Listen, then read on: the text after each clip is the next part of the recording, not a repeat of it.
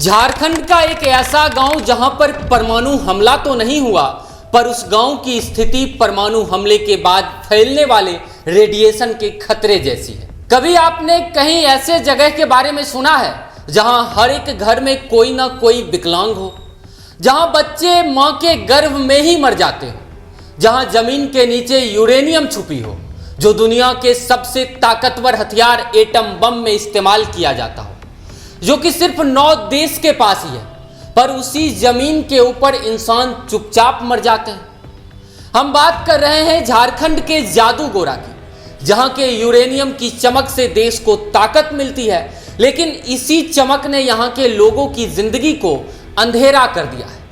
कहानी ऐसा है जो शायद आपने पहले कभी नहीं सुना होगा, और अगर सुना भी होगा तो पूरी नहीं, क्योंकि इस कहानी में वो सच्चाई है जिससे सबने नजरें फेर ली है।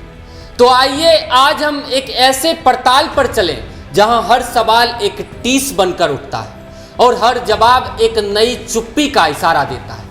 ये सिर्फ एक रिपोर्ट नहीं है, ये एक दस्तावेज है उस दर्द का जो यूरेनियम की चमक में कहीं गुम हो गया है।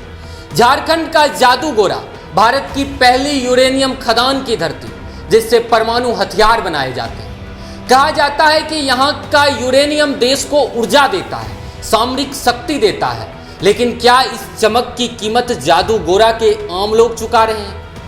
आज हम इसी सवाल की तह तक जाने की कोशिश करेंगे, उन तथ्यों के आधार पर जो सामने आए हैं, उन आवाज़ों को सुनकर जो अक्सर अनसुनी रह जाती हैं। जादूगोरा की हवा में सिर्फ यूरेनियम की धूल नहीं, बल्कि एक अनकहा दर्द भी घुला हुआ है। यहाँ के गाँवों में जब आप जाएंगे तो जो तस्वीर देखेंगे वो आपको विचलित कर सकती है। सबसे ज्यादा असर बच्चों पर दिख रहा है। कई बच्चे जन्मजात शारीरिक विकृतियों के साथ पैदा हो रहे हैं। किसी का शरीर अविकसित रह जा रहा है तो किसी के अंग सामान्य नहीं है। यह देखकर किसी भी संवेदनशील इंसान का दिल दहल जाएगा। इसके अलावा चर्म रोग, कैंसर, टीबी जैसे गंभीर बीमारी यहाँ आम बात है। महिलाओं में बार बार गर्भपात होना या मृत बच्चों का जन्म एक भयानक सच्चाई बन चुकी है। सोचिए उस मां पर क्या बीतती होगी जो 9 महीने अपने बच्चों का इंतजार करे और फिर उसे खो दे, या एक बीमार बच्चों को तिल तिल मरता देखे। यह सिर्फ 1-2 परिवार की कहानी नहीं, बल्कि ये पूरे समुदाय की व्यथा है जो दशकों से इस अदृश्य दुश्मन से लड़ रहा है। अब सवाल उठता है कि आखिरकार इस सब का जिम्मेदार कौन है? यूरेनियम एक रेडियो एक्टिव पदार्थ है। अगर इसका माइनिंग और प्रोसेसिंग सही तरीके से ना हो तो यह बेहद खतरनाक साबित हो सकता है। जादूगोरा में यूरेनियम खदानों से निकलने वाले कचरे, जिसे टेलिंग कहा जाता है, जिसका निपटान सही ढंग से नहीं किया जा रहा है। ये टेलिंग पॉइंट्स खुले में है और इससे रिसने वाला रेडिएशन युक्त पानी आसपास के नदी नालों और भूमिगत जल स्रोतों को दूषित कर रहा है। वही पानी जिसे लोग पीने, नहाने और सिंचाई के लिए इस्तेमाल करते हैं। इतना ही नहीं, खनन और कचरे के ढेर से उड़ने वाले यूरेनियम युक्त धूल हवा के जरिए लोगों के फेफड़े तक पहुंच रहे हैं। लंबे समय तक इस तरह के रेडिएशन के संपर्क में रहना कई गंभीर बीमारियों को जन्म देता है। अब सवाल है कि क्या सुरक्षा मानकों का पालन किया जा रहा है? क्या पर्यावरण नियमों की अनदेखी हो रही है? ये वो सवाल हैं जो जादूगोरा की स्थिति को देखकर उठते हैं। और कौन सुनेगा इनकी पुकार? जादूगोरा के स्थानीय लोग, खास करके आदिवासी समुदाय, दशकों से अपनी आवाज उठाने की कोशिश कर रहे हैं।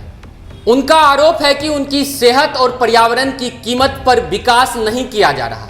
खदान में काम करने वाले मजदूरों की सुरक्षा को लेकर भी गंभीर सवाल उठाए गए हैं। आरोप है कि उन्हें रेडिएशन के खतरे के बारे में पूरी जानकारी और पर्याप्त सुरक्षा उपकरण नहीं दिए जाते हैं। सबसे चिंताजनक बात यह है कि सरकारी तंत्र और खनन कंपनी पर उदासीनता और लापरवाही के आरोप लगते रहे।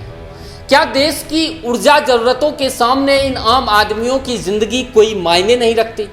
ये एक जटिल स्थिति है जहां विकास की जरूरत और मानवाधिकार आमने सामने खड़े दिखाई देते हैं।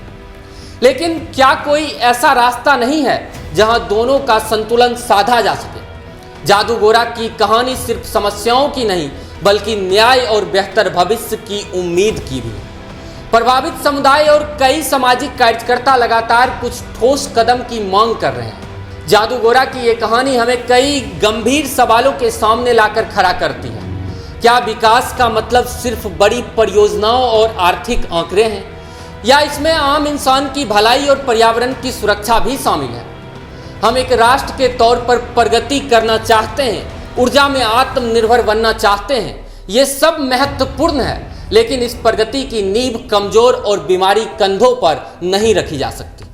जादू गोरा सिर्फ एक गांव का नाम नहीं, ये एक चेतावनी है। ये हमें याद दिलाता है कि प्राकृतिक संसाधनों का उपयोग जिम्मेदारी और मानवीय संवेदनाओं के साथ किया जाना चाहिए। बाकी इस मुद्दे पर आपकी क्या राय है? क्या आप जादू गोरा की स्थिति से वाकिफ थे? अपने विचार हमें कमेंट बॉक्स में जरूर बताएं और उम्मीद है कि ये चर्चा हमें एक बेहतर और न्यायपूर्ण भविष्य की ओर ले चलेगा। बाकी इस वीडियो में इतना ही, मिलते हैं नए वीडियो में, तब तक के लिए जय हिंद।